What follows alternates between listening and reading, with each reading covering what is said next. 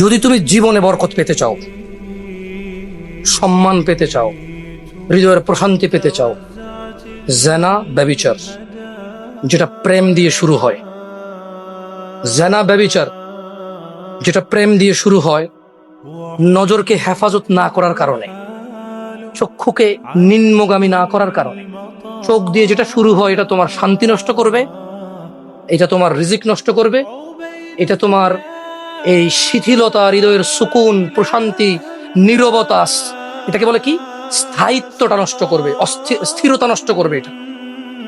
ছোট ভাই, তোমার প্রতি আমার নসিহত, তুমি কে নীল পড়ছে, লাল পড়ছে, কে ছোট পড়ছে, কে বড় পড়ছে, তুমি এগুলা মেজারমেন্ট করার দরকার নাই।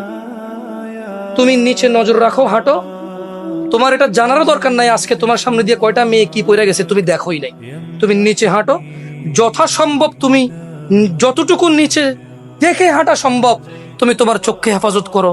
লজ্জাস্থান হেফাজত হবে, লজ্জাস্থান হেফাজত হলে তোমার হৃদয়ের প্রশান্তি নষ্ট হবে না ইনশাআল্লাহ। রিজিকের দরজা খুলবেই খুলবে।